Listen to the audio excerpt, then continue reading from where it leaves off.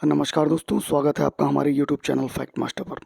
दोस्तों, आज के इस वीडियो में बात करने वाले हैं नई शिक्षक भर्ती, क्योंकि सरकार की तरफ से जो खाली पदों का अधियाचन है वो मांगा गया है। तो पहले देख लीजिए क्या अधियाचन मांगा गया है। खाली पदों पर जल्द भर्ती के लिए शासन में नया अनुभाग। तो एक नया अनुभाग बनाया गया है।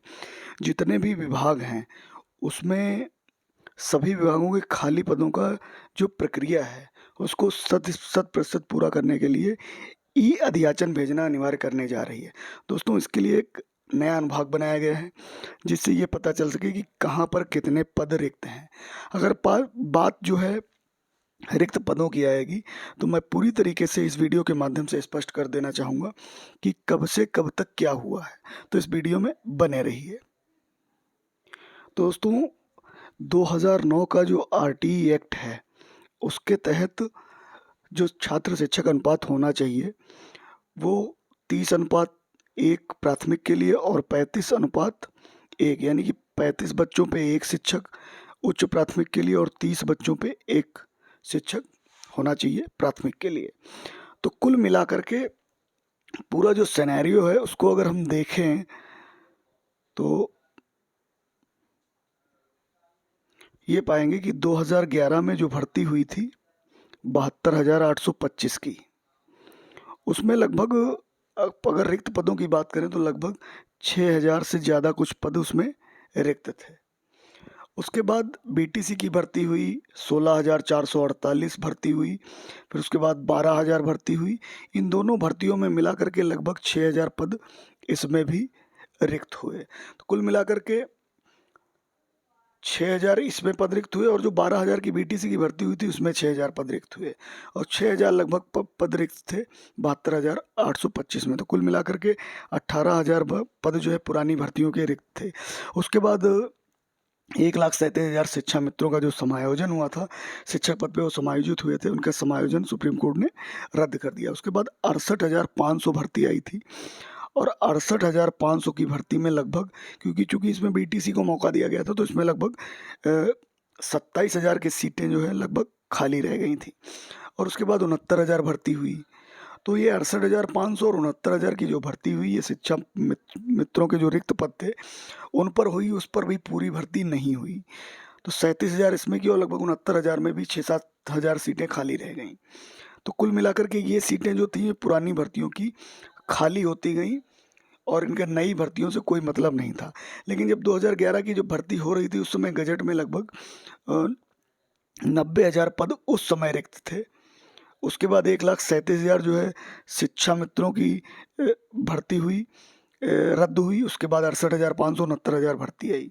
तो कुल मिलाकर के अगर देखा जाए तो 2011 से लगा करके 2022 तक, यानी अगर पूरे 11 साल का सिनेरियो देखें तो लगभग टोटल अगर 72,000 मिला लिए जाए तो कुल अगर भर्ती हुई तो लगभग 1,85,000 हुई। और जबकि 1,37,000 शिक्षा मित्रों के पद पे भर्ती हुई थी।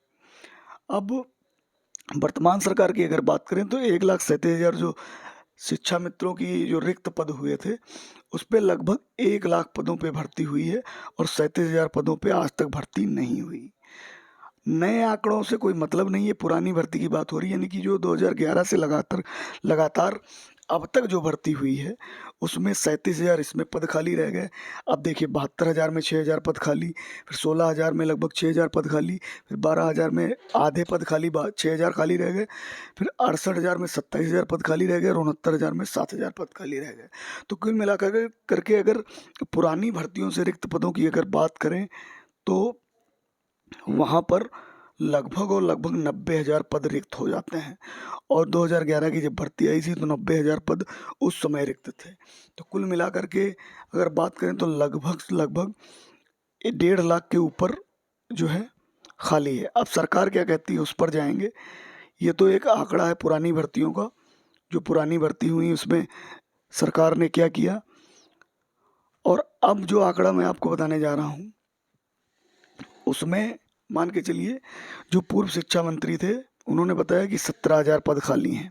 एक एफिडेविट दिया गया उसमें बताया गया कि 51,112 पद खाली हैं, यानी कुल 63,000 पद इनके पास कुल खाली हैं।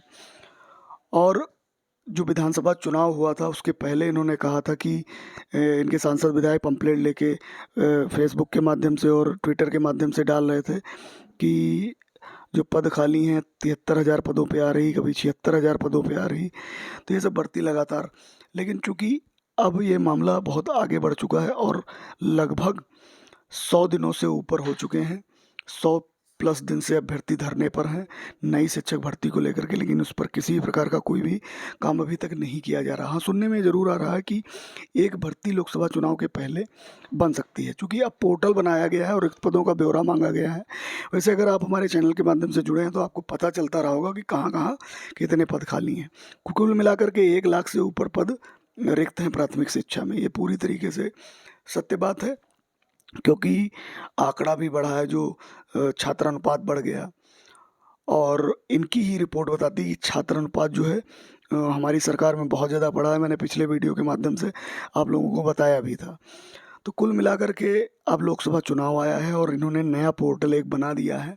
उस पोर्टल के माध्यम से रिक्त पदों का ब्यौरा तलब किया जाएगा और उसके बाद में भी हो सकता है कि भर्ती संभव हो। तो ये बहुत सारी चीज़ें हैं।